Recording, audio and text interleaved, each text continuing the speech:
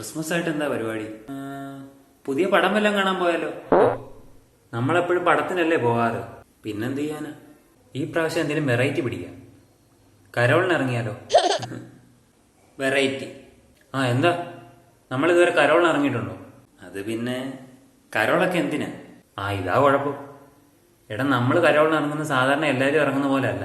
പിന്നെ എടാ, നമ്മൾ സാന്റാക്ലോസിന്റെ വേഷമൊക്കെ ഇട്ട് സ്പീക്കറിൽ സിനിമാ പാട്ടൊക്കെ ഇട്ട് ഒരു ഡാൻസ് കളിക്കും.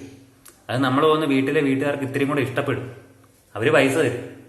പിന്നെ അറിയാലോ, നമ്മളൊരു പൊളി പൊളിക്കും. അത് കൊള്ളാം. അപ്പൊ അതിനാദ്യം നമ്മൾ കുറച്ച് പൈസ പിരിവിടണ്ടേ? പിന്നെ നീ ഒരു 500, നീ ഒരു 500, പിന്നെ ഞാനും പോരെ? പൈസ എടുത്തു. എന്നാടാ, ഇന്നാ ഞാൻ പോയ ആവശ്യമുള്ള സാധനങ്ങളെല്ലാം വാങ്ങിച്ചോണ്ട് വരാം. ഓക്കെ? 1 hour later.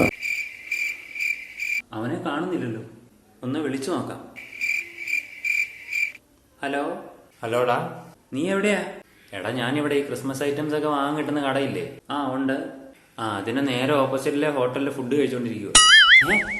എടാ, നീ കരോളിനുള്ള സാധനം വാങ്ങാനല്ലേ ഇവിടുന്ന് പോയെ? എടാ, ആ കടയിൽ മുടിഞ്ഞ തിരക്ക്. എനിക്കാണെങ്കിൽ വിശപ്പും തുടങ്ങി. ഞാൻ ഈ ഹോട്ടലിൽ കയറി. നിങ്ങക്ക് 2 പാഴ്സൽ വാങ്ങാം. ഓക്കെ? അപ്പൊ കരോള്?